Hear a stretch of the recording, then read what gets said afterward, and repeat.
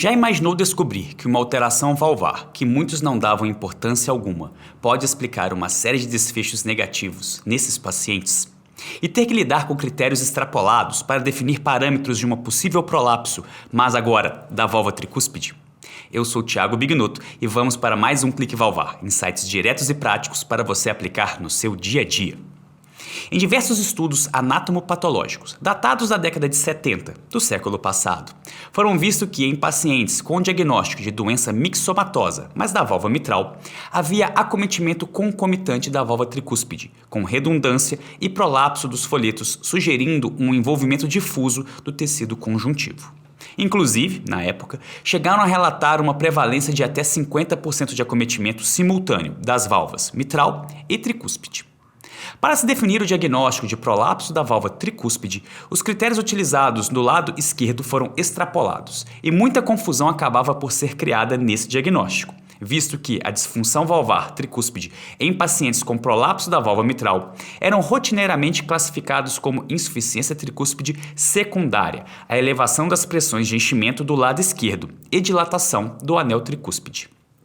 A definição de envolvimento primário da válvula tricúspide ainda é complexa na prática diária, e as condutas não são tão claras quanto vemos nos acometimentos do lado esquerdo do coração.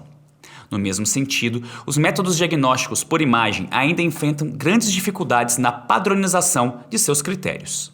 A ecocardiografia, que é o método padrão ouro na avaliação inicial das doenças valvares, tem suas limitações na avaliação da válvula tricúspide, e o conhecimento desses aspectos são ferramentas fundamentais na decisão propedêutica da prática clínica diária.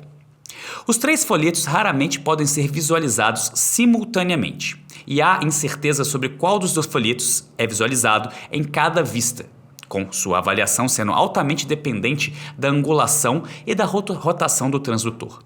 Em outra esfera, a dos métodos multimodalidade, temos a ressonância do coração, que não enfrenta os desafios de janelas desafiadoras e tem excelente acurácia espacial, mas não apresenta uma adequada avaliação funcional das disfunções valvares propriamente dita.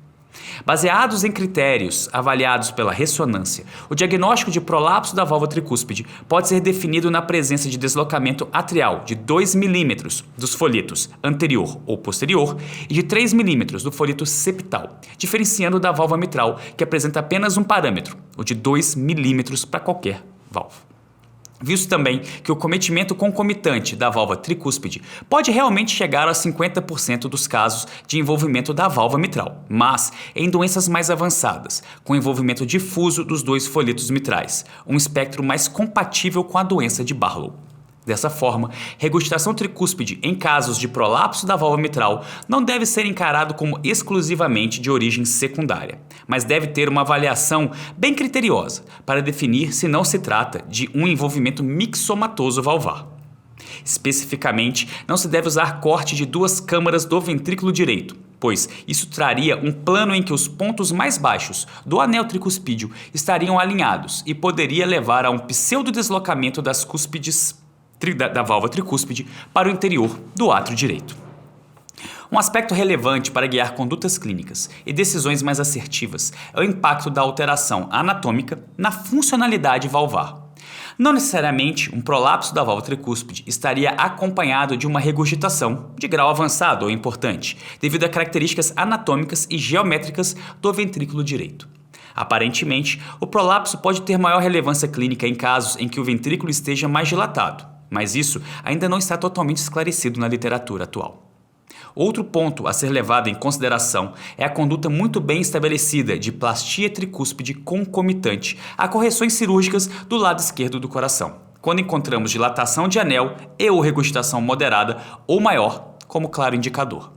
Entendendo que boa parte das coortes avaliadas para estabelecer essa conduta pode ter sido de pacientes portadores de degeneração mixomatosa da válvula mitral, o achado de que regurgitação tricúspide tenha mais valor para indicar a intervenção do que a dilatação do anel propriamente dita pode ser justificada por um envolvimento mixomatoso concomitante e que acabou por ser beneficiado do reparo cirúrgico.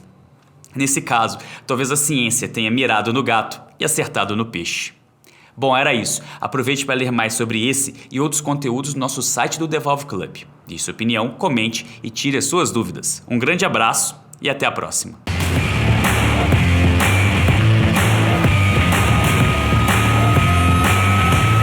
Alvocast.